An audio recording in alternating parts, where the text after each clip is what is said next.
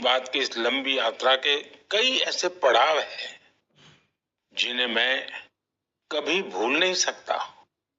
मन की बात के करोड़ों श्रोता हमारी इस यात्रा के ऐसे साथी हैं जिनका मुझे निरंतर सहयोग मिलता रहा।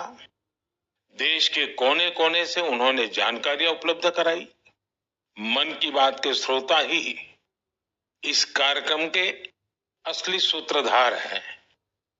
आमतौर पर एक धारणा ऐसी घर कर गई है कि जब तक चटपटी बातें न हो, नकारात्मक बातें न हो, तब तक उसको ज्यादा तवज्जो नहीं मिलती है।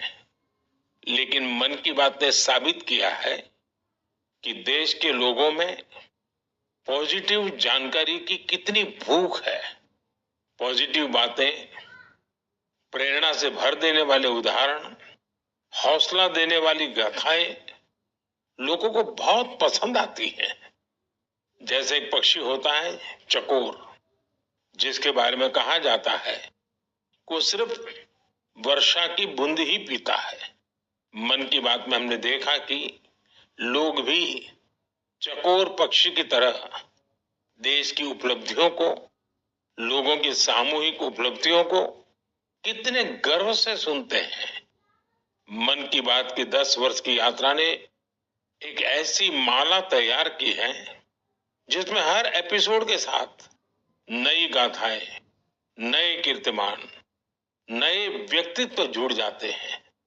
हमारे समाज में सामूहिकता की भावना के साथ जो भी काम हो रहा हो, बहुत ही अच्छा अनुभव रहा। आप देख रहे हैं कैसे जोश और कैसा उत्साह हमारे कार्यकर्ताओं में है। और ये हमारा बहुत सौभाग्य है कि राष्ट्रीय अध्यक्ष जी आज हमारे क्षेत्र में आए।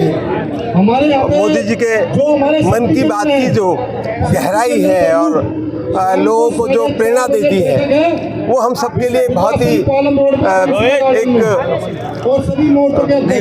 ऊर्जा का काम करती है और अच्छा लगता है। आज सफाई की बात कही गई थी और आपके क्षेत्र में आए थे। इस इलाके में जिस तरह से समस्या है सफाई को लेकर, क्या मैसेज जाता है सर इस चीज़? देखिए, कहाँ तो केजरीवाल ने तय किया था कि हम दिल्ली को लंदन बनाने वाले हैं और दिल्ली को बहुत साफ सुथरा शहर बनाएंगे। लेकिन आप अभी हालात देख रहे हो कैसे हालात हैं। ना दिल्ली की मेयर को होश है, ना दिल्ली के मुख्यमंत्री आतिशी जी को इस बात का होश है कि दिल्ली की जो परेशानियां हैं उनको कौन हल करेगा। सफाई एक बहुत गंभीर मुद्दा है और वो ऐसी चीज़ है जो डे टू डे चाहिए और लोग अगर सफाई का काम नहीं करेंगे तो कैसे हम लोग काम करेंगे। तो ये अपने आप में बहुत परेशानी की बात है। आज मन की बात ने मेरे मन को छू लिया।